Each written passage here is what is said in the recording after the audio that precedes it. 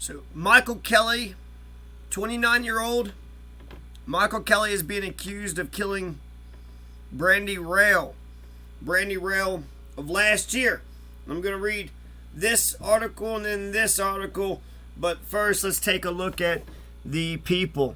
So there's Brandi Rael. R.I.P. to Brandi Rael. She got shot around Thanksgiving of last year, November 21st, I think, 2021. And apparently the person they suspect is still running around. The gun that was used had been used in 10 previous incidents. The gun was used in 10 previous incidents, and then, let's get into some of the details. So that's R.I.P. to Brandi Rael. Michael Kelly is wanted for murder. He's charged with Brandi Rael's murder. So let's get into the details. We'll start out with, who is this Brandi Rael? I miss my mommy.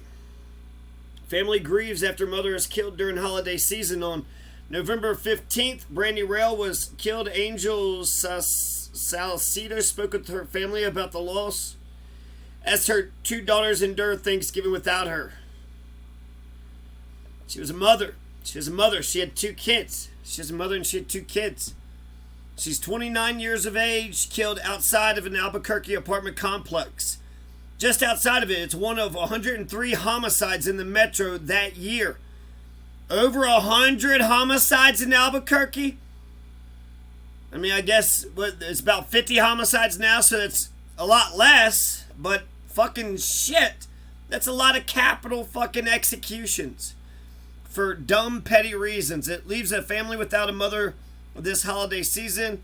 KOAT spoke to her family, who asked us to hide their identities. Brandi Rael was killed November 15th, 2021. This year, the holidays feel empty. Her grandmother says she won't be there, you know. To her two daughters, the most important person in the world was their mother, and she was stolen away, added the father of Rael's youngest child. Her daughters say, "Grandma, I miss my mommy." And I said, "I know, baby." We both cry, and it's just been hard for them, Rael's grandmother said. Rael leaves behind her two daughters. KOAT spoke with both of the girls, and they know something is wrong. They just don't know what. "I miss my mom," they said while talking about the holidays. The family is trying their best to move forward. The father of Rael's second child and her grandmother started a GoFundMe to raise money for her burial. They're determined to pick up the pieces for their two little girls. "I told my daughter that her mother is no longer here. She's with Jesus." The father of Rael's first child said her answer was, "Why do bad people have to do bad things to my mommy? I'm doing it for the girls. They have to be strong." Rael's grandmother says both girls, even after losing their mother, are still thankful to spend Thanksgiving with the family they still have. During Thanksgiving, we always get to thank God, and the best part is we eat cookies and everything else. She's with Jesus. Okay, so that's right, there's kind of a picture of Brandi Rael. R.I.P. to Brandi Rael. She didn't deserve it. What the hell did she do? What did she do wrong? So let's read this article, and it kind of talks about the case a bit. Apparently, they got him on surveillance. That Michael Kelly, 29-year-old Michael Kelly, they got him on surveillance.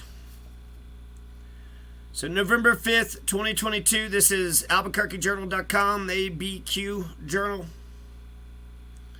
The police are looking for a man accused in the fatal shooting of a woman outside an apartment complex last year in northeast Albuquerque. Michael Kelly is charged with an open count of murder in the November 18th, 2021 death of 29-year-old Brandi Rael.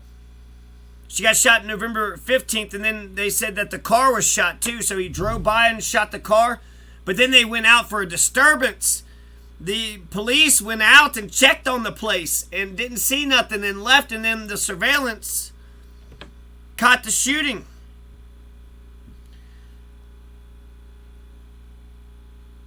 So they're both 29, right? Brandi Rael, Michael Kelly, both 29.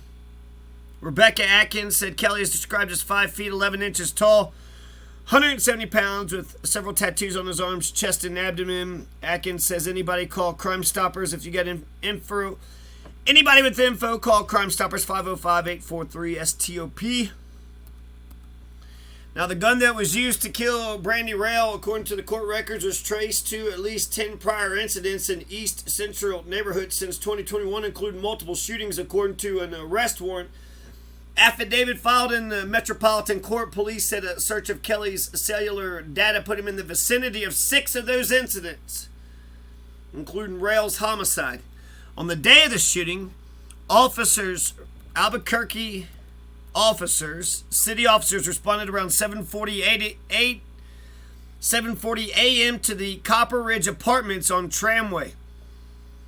So it's not just Brandi Rael that got caught over there or got killed in these damn Copper Ridge fucking apartments, Tramway. There was another murder that had happened just like a month ago. What the hell's going on over at Copper Ridge? How many gangs are over there? Is it the Sopranos? For reports of a woman dead inside a car, police found Rael fatally shot inside a car that had bullet holes in it. Police had responded to reports of gunfire at the complex around 1 a.m., but found no signs of a disturbance and left, according to the affidavit. Surveillance videos showed a suspect get out of the car and interact with Brandi Rael before firing at her from the passenger side.